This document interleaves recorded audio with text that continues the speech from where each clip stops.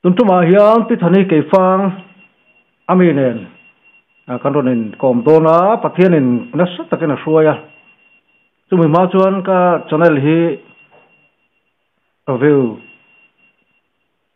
share ti te kha engkhong ina kan ron dir le a ti chuan pathianina puang tura ti kha ho kan thung lo la kan phone number te pokoron da to kha tu thuma kan ne ni ole pi than chi bai le Chibele stable tan dan to hi thiam har kho pathuma ang rangin lalpana min ko chwa tan na hi sang khat jakwa somriat le parukhan min ko chwa ka khovel fi ta ti chuan midang ko chwa ang lo tak hian lalpana min ko chwa na hi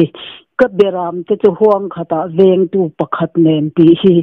lalpana min ko chwa na ani a chu tun lai kan ko san sang nek atang chuan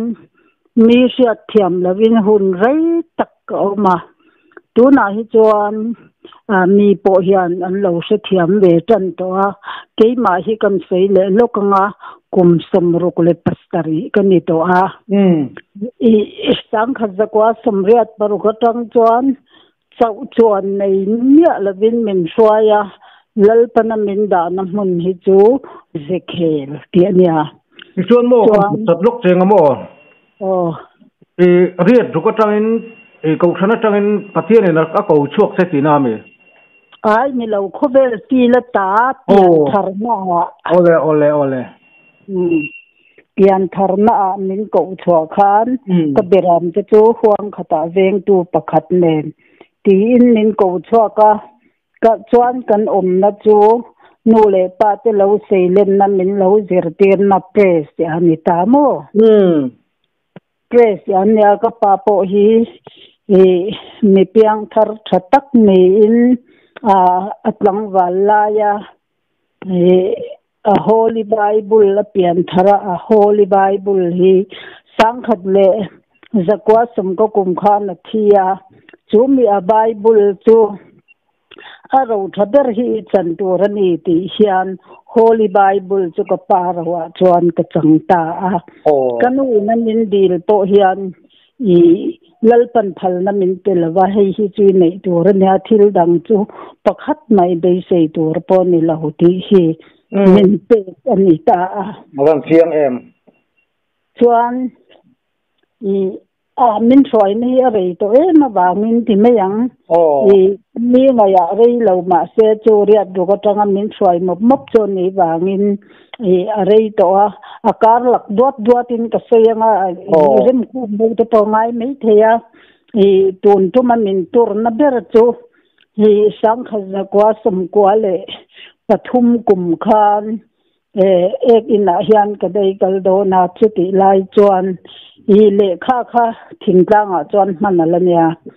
chu le kha mana chuan kan ena Christian tlang aw zo na le chan na hi lo uma chu zo na le chan na chuan hi fa tam tak kan nei hian kan en kol seng lova chu wangin lalpa ne na kan shroi thei lavani ti zo na kha ta chuan a chan na khangin claim te kan nei hian lalpa ne na kan shroi thei zo kan nei ti zo na kha chan na kha lo ta chu tatang chuan egin atangin ka chuak kha tual that no mani tual tha zat po shlei lo tual that no mizoram ti himin don pita makhi ka tilut to ka kamang hi anga egin atang chuan ka tlana ka tong tai na thin pa nga ya chuan ka thing thi rop chuan ka tong tai ta chu ka tong tai na chuan tual that no mani tual tha zat po shlo mizoram hi ron ti ta chuan mizoram an tual tha zat po an shlo sa som ka pek tur pathum te an neya an in siama abak zong pasari kha an thap ti na ni mai ti min ron te a chuan kondom an man hian fa an pai ti na ni mai aron ti ta a chuan an ninga chuan zoram bo chiat na ti min ron pe mo chu awan chiang em chuan Abraham kha leilung lo khata chi kha lo pung turin lalpan chikam tak kha to siam atuma chuti lai chuan Abraham kha kan hmashwai tu ani si a zoramin kan bo chena chatalut tuka chu sang khat zakwa samkwa pathum dai ani to chumo han ya khan omte tlang au kha kalo sia a i tlang kar tangin korvar fual pastarin nei cher eng tak andon chia aron tita a chuan a chun zom na turatan chuan min lo pe ngal ta a nei cher eng tak an chita kha an keng hiam tula to pa chuan an khau ta a tia kha nei cher eng kan khau na chu he kan in siam na family planning hi ani chu kan mi zo thu ni la vin India opna noya kan omawang hian mizoram min chom zo lawanga an mol phawang ti le kan bible kalamin shoi hi India hian atum tlat ti hi lalpan tlang au pui turin min ti si a chu wangin India in family planning aron ram hana ti chuan kan sa khwana lam holy bible keu lavin kan lo zom dual sarkarin an lek ko in siaman ron fakta si a ti chuan an ron faka kan in siam ta chura pa nei kem kan in zirtira nima se lalpa thulavin kan kalani ti reng kan in shasi lawa chu tual that atisia tual that ngai dam dil na chang shelo zoram kan lo ni ta a chu kal na me makaril ru hi anna a lalpa ril na hi ke ma hian a khring ni in ka sia a chu ti rual chuan kan kal chho zela kha in siamina poi asoi na sat zia chu nu pa uire na khurna lalpan a kan bo chhia ta wangin atipunga nu pa uire na mi nu le mi pa in tlan pui long te kha mi atang khan alo om ta ngala chuan tun kheng hian adik tak chuan zoram hian khurna kan boi pui ani chuan tun khema thil kan ti sual le zela chu atlang puin tun huna hian kan soyanga atul da na zirin lalpan min pek danin kan la chun zom tura ngai ila chuan tun huna hian bible kan thir chuan mangai na chau lo chu tu ma eng ma basu min tia chumi kal sia chuan abanem changkan na kan hantile boxia ti chuan mi house pui pan motor leise lonin kan ti vekta a chuan lon ti mai ba ka mire thei te jok balo thei lawa omten rul lungai in mang angin batna selvin an omkara a house ta in gan an banema in ti tang a house sign an banema pathian thu hi kan kluk san na salvituk to chu wangin lalpa hi athina ura athinari ma zoram chunga hian min sem don ti hi ka soi dua chuan dikhel kani na ange in kan soi le doranga sang kha zakwa sam kwale pathum kum khan prese tangin lalpa in min ko chuaka tuna hian advantage ya ka oma chuan advantage ya ka chung hian ami suaina chuan lalli suwa khrisa chau nei turin pasal dang nei lo turin min tia chuan lalli suwa khrisa nei tu ni tak tak turin min tia baptisma ka chan po in lalpa hian korwar pahni lei turin min tia var teu statin puan le paplin puan var vak lo hi lei turin min tia ti chuan public puan var vak lo chu baptisma ka chan na khura chuan min lu pui tira chuan kalau chhuale nuwa chuan satin korwar min hak tir ta kha khalali so krista ne na kan in nei na tak taka min puan sakta baptisma kan lo chan chuan kan eng chumi mit mo en theina turin war tak min hak tira chu min suai dan ani na ang ngei chuan I kan kal vel theina turatan ma se ka du dan ni lovin lalpan adu dana min suai na hi amak khopa I mi sing ramata chuan oi thei chi po hi ni lova oi thiam thei chi po hi ni lova khatiang sang hazda kwa sum kwa le pathum kuma baptisma chana lali so kristanen kan in nei to si chuan a thoi boya ka kha alo ngai ta a thu zong song ko yangil mi singina oi lo ma se min musit ma se ka kal alo ngai ta sia chu mi min kal tir na chu Ezekiel akada te a tu na chuan zol nei Hosea kal to ro le min tia kal no chi zuar nei ro min tia ti chuan kadu lo me makaril ru hi annal to ko keima hi minam feeling sang tak mai vai nei ro se mizo nei ro se mizo rama hian vai chi kan khatir tur ni lo ti khopa nam feeling sang ni si kha mizo chu Christian za kan in chala kan pile pute atang to in I lali so chandam tu ani lali so Christa thisena le kan ni min le tu du zong angin kan tur ni ti kha kan lo in zirtir na ni to na kalain vaya po atop pol tak in ti mai tiang chu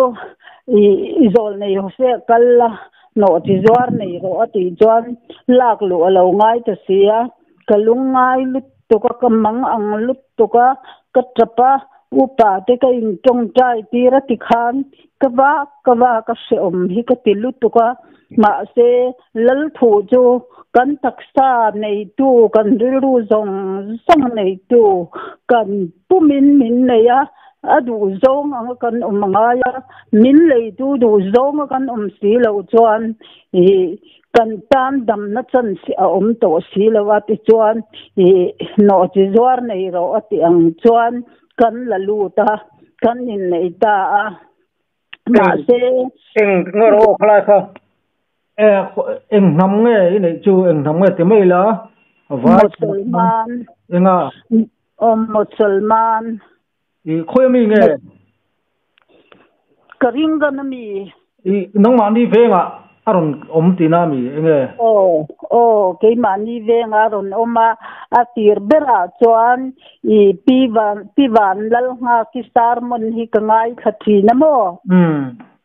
chu kai chu asim simin pathian thu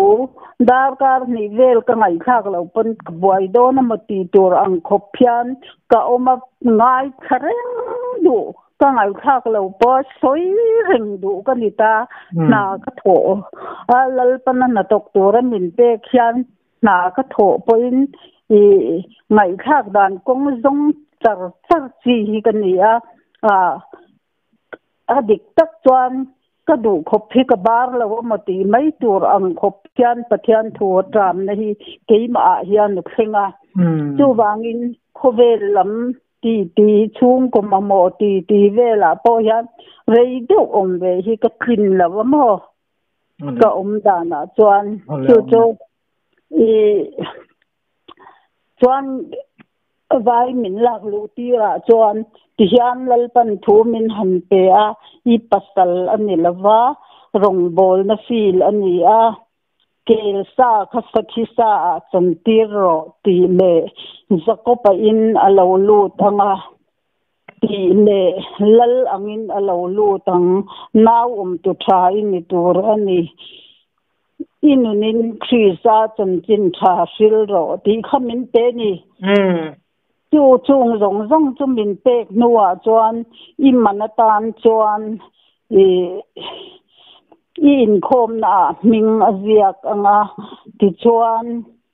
i ei ang anga i rong bol na adal lawang chu mana ka chiar sak che min ti amo chuan a minga chuan lalrin chianga ani ang ti in min peta a ti chuan kan sei doranga kum som pasari chung kan hawamo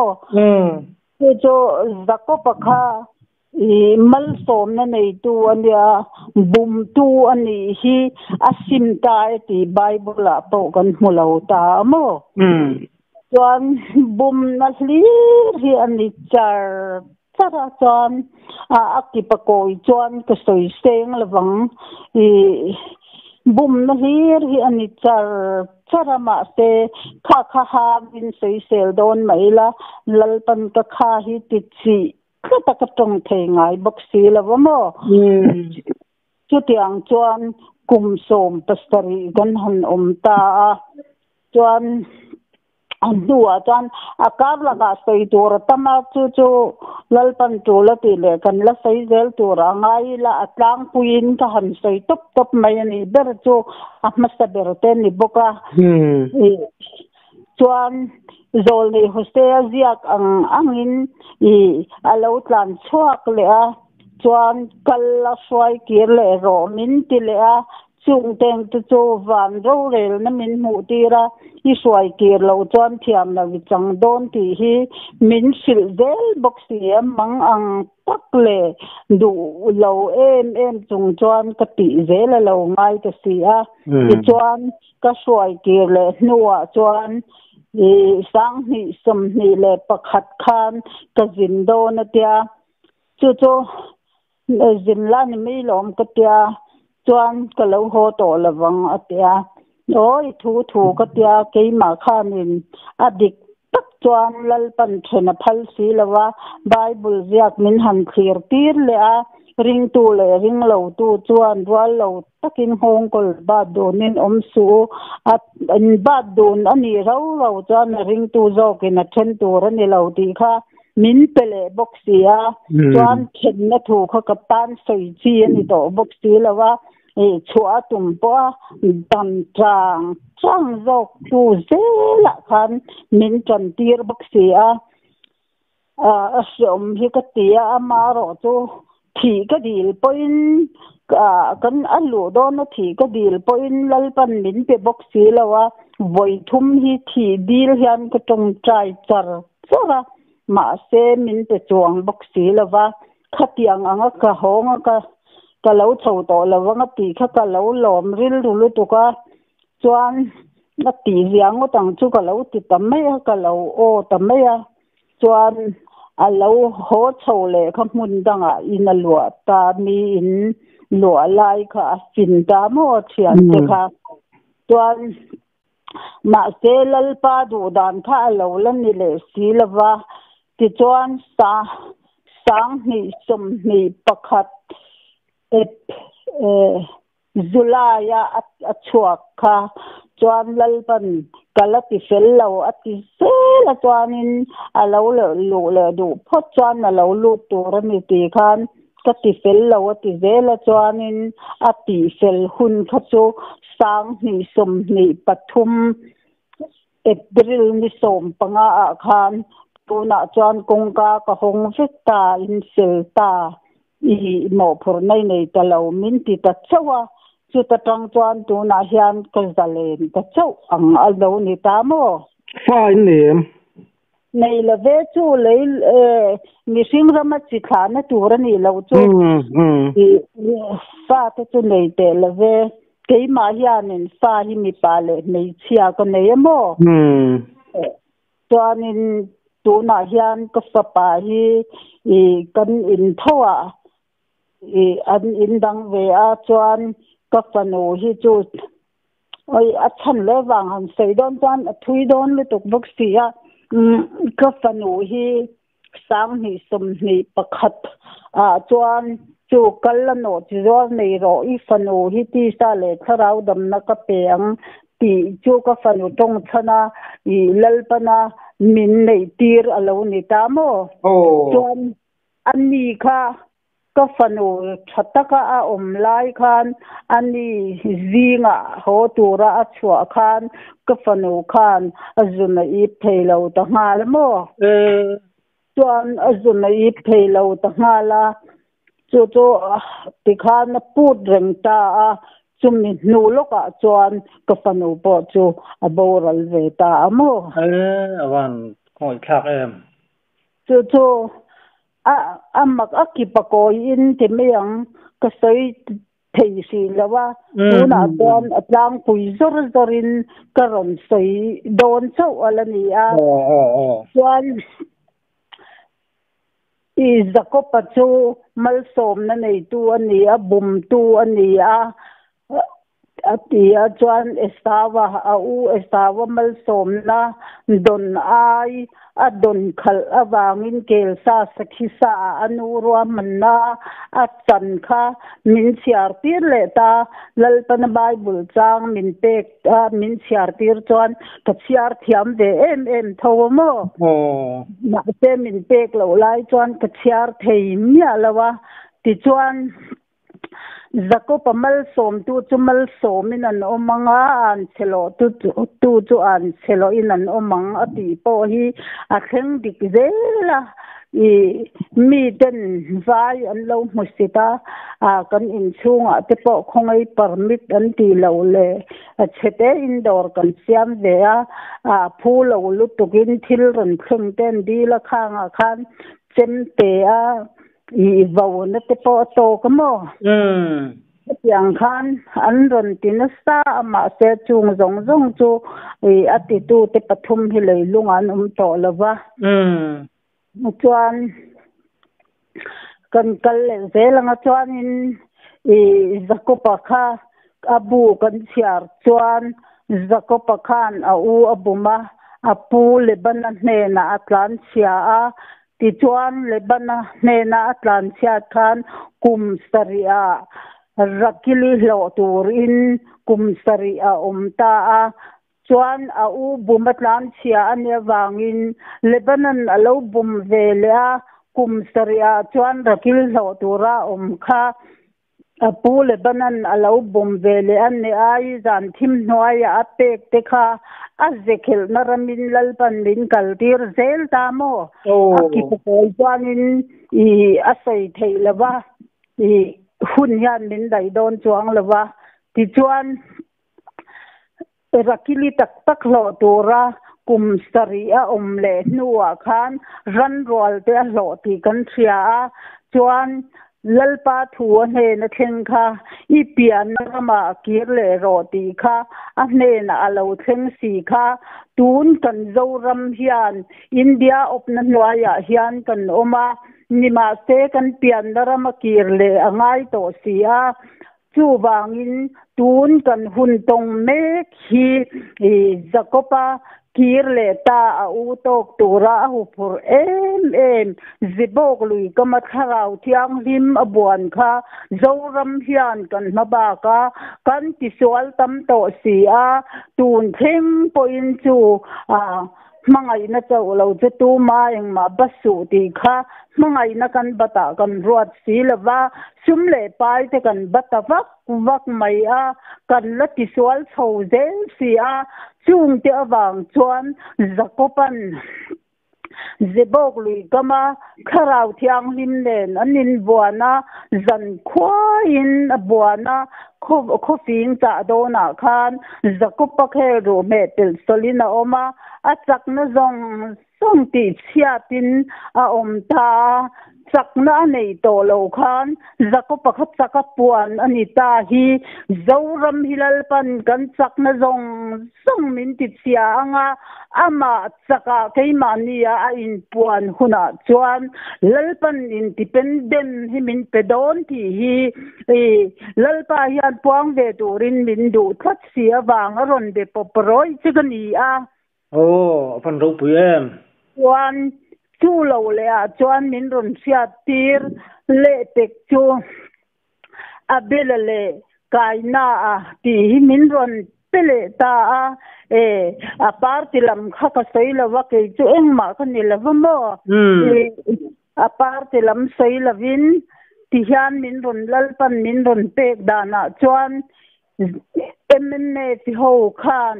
independent khel turin an chuaka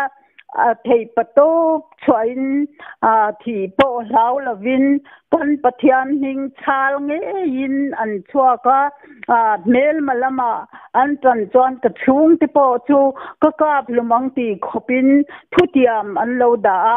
ti chuan an thutiama chuan an kala nima sela independent du tam takte an lo thibo ral towa tun huna hian independent vin zoram mamo na le ko sante ngen na wang in an lo chuaka nima se lalpa in tuna hian independent lawa chuaka ro rel na changa ho tiluan zong te hi lalpan ka abe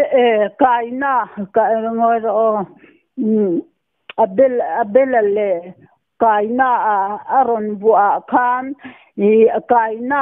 aron bua ta ki chuan thito zong independent du nge te kha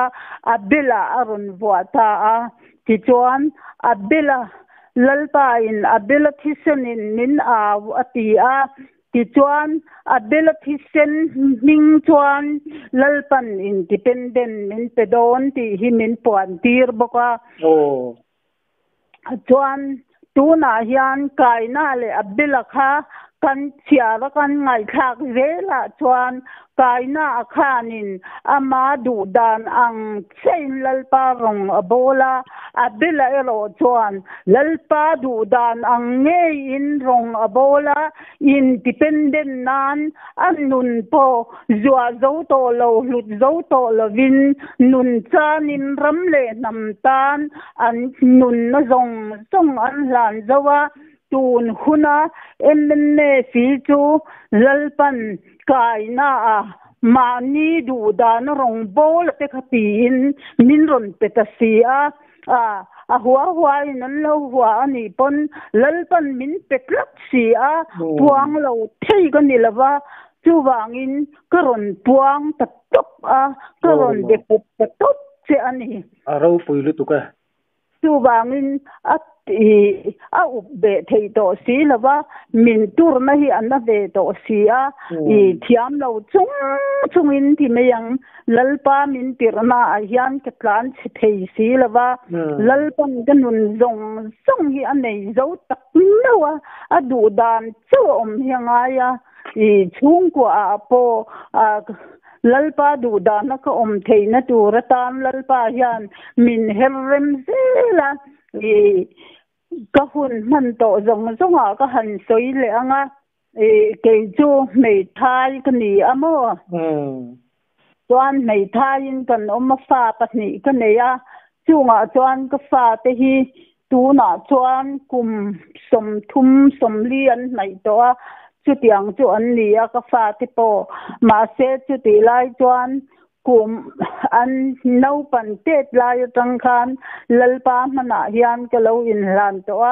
lalpa ka fa ten e le in an in zon thei huna chuan I du na te ko lang ti in ka lo in ran ve to chu ka in hlan na ang khalal pana du dan anga min man thei na turin ring tunun chu in to del nuna ni turan ni ti kha lalpan min suai na ani mak takin min suaya mi singram matang thei hi chuan oi lo khopin min suaya sang khat zakwa samkwa le pahni kum khan I dor te kan nei ve a chuan chu kan ei zon na ni a ma se tera uti chuan te kin in omang ti kha lalpan kan he na thuaran thlen si awangin vok te kan vula avai tak meu hianin I lalpan min semzo tir beka ti chuan kut bengin kan thua ka fa te tahinen chuan ka fa te an la te bok si a an mani unau te kal san hian mi noaya ka in hloa ti chuan ka in hlo na chu kan ei tho vele tok a nima se pathian hian kan that na tur velin rem min lo ruat saka congress ina laniu si anti ran vul tura anti khan vokte ta khan min lo handa a vok pani vul tur te hian min ti a chuan lalpan katan vokha khoi thiang lawa min da le boxi a chuan a in hi engpo ni se te dang than tur om si lo chuanin ti phot mai ro an ti a vok in hi ka save topa vok pani om na tur hi chuan vok khalal pan khoi min thal sak boxi lawa amma a bungrwa zong min sim tir ro la ka vok te duli po man hi dong tur ni lawa tia vok bel top chuan ka sim pa sika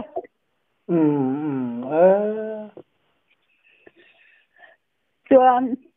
vok bel top ka sim pa vek nuwa chuan chu congress te hun laya vok pani bul tur min ti kha thing zai thali ri ka leya a in kha pani dan tur chuanin ka saveta chu statha min ti khopan ron endika statha he mai antia chuan ladong ve lo anunga dong tur te khan ka sen so zong song khan ka vok in sak kha vok bul si lavin min lei sak le ta tika chuan chung lei na chuan bul ka in tan le ta pathian khongai na hi kan dong na salutuga ka tho piang himal min soma chu bungrwa zong song ka sem pai tika babut po min pai tir vek khan atuk level atuk thum na ni in ka thia I sem zong song hi duli po bo lawanga ale tam takin ka burang chemin ti a chu atakin athinga tun huna hi chuan pathian mal som na kan dong sa a mani in ngei chu soilo khei ka fa in dang te po in nei in mani lua bak po tihan in hi nein ka fa pa po in danga keini po hian a ming te chuan mi in anglo ma se in thum kan nei mo van ro pu I pathian in asoi to hi chu ati tlanga mal ka so mang che atia mi te mu thei khopin amak lut tuka mun po la nei lo mun pakhat ma la nei lo kha tu na chuan ke fanga I local thin chuan I local to em ka selawa mo local lo ke fanga hian aveng hulum ve lai sil bula hian kan omamo pathian ina mal min som na sat zia chu ma se mi ti hian in chiar dan an chhlawa kharawa min suai lain min ti huai mo chu bungrwa te min sem tir te chuan min ti huai ya nima selal panle tam takin ka burang te atia min han bur chuan pathian mal som da pon em lawang sitanamal som na po tel ve ang min tile ta ti chuan ma se pathian khongai na hi amak fakta kinalam tira ka ngai tua po hian ke ni mei thai na nei pha ka kan in ngai lo mun lai li ate ti hian in nei in min han siama heng po hi zekhel naram tekin min suaya I a thui lu tukem thui lu tuk le se a thui lu tuk lo chuan hei kan sei le luk nge o ole thu lo theng lalpa thu lo thenga khan lalpa lam lian sial ula akong te tingil ula kortin chun kha ani ang tlang tin mual tin rot niam ani ang ti kha au pui tur khan min han pele tamo chu a practical a man tur ani a in kan sak chuan en ti nan kong sheet kalo sa thei ani si chuan mi in hoi in po nei lo te tha tho na kan som hilal pan a holu tu ka au pui ro min tia ti ra ma lo chuan khulai han au pui ngam chi po hi ni lawa heng hi ke ni lai thing thang o ma thei hi chuan kan la wa le hian ka sia a kamang hi ang lu tu ka mi kan som do na ni chuan kan ai hausa te kan som khan tlang le mual te kan rot niama kan ai re thei te kan som ro chuan kor kan ti thuk zual ani ti kha lalpan mi han mo ti le sia chung te awang chuan kan in sak po hi karon puyang chau ti reng po hi o min po tir lawa pathian khongai na awangin lalpa in mi te chuan housing loan an la in an sa loan rul hi chu a som renga nang ero chuan van lam loan ila in isa tu na chuan I loan lak thing tong che ti in min kowa ti chuan zol nei hosea kal ro min ti na chu alo ni ta ani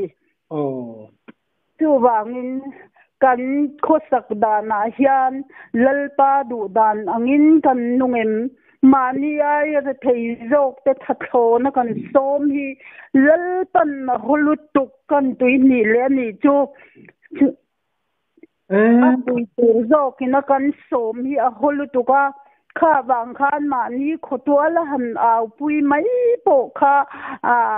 mi mit mei ven te po na lalpa in tha ti zo kan yang chui tianga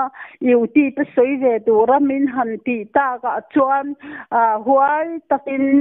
ka han soi chuak ani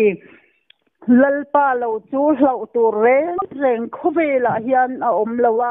lalpa du lo zong ang kan ti hi a la om bera tu ma kan chau lawa tu ma kan ngam lawa ni ma se lalpa awang zok in hlau tur reng kan sangai lo ti hi ka thu top na lo ni se angai inom hle maya pathia ni na aswai na chahi angai inom ma ke pakoi sia ta chak oma Israel khang tum tum chu azar bal luk khania zabal te reng kwai vel tin amalin kan mal ke wanga tin kan la chipanga aro pui de pathia ni na aswai dan chenang ma sia ti dan che hoi sen taka mi mo sit le en dong po huama in kal hi aro pui kati mak tak min swai dan hi akipakoi zona nune bi khopuya autte I swam mangtok samari mi ti teng te kha I atsan tekin min chan tiramo zakhel ho hi an khoi thlak china a hun la ya chu mi na tiam no mu sit le en dong kha an chan kha ni ma sela pathia ni na tiam thlat chewa tun da po ti hian ami mu sit le en dong kara mal so ma tam takin an vur so le cha ro puya ngai thatu tu po hian an lo hlok pui nge ka be sei tak zet zet ani ramplang au angin kholaya te po hian ka au lop bokamo in khan don reng hian lali swa in candidate ti hi ka au la ni ve top meya le chu lom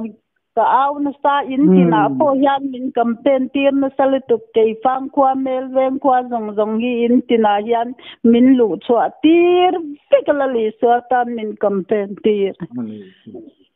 angai na me ani le tun chu ta chu ni du tok tok me kalome lu tu ke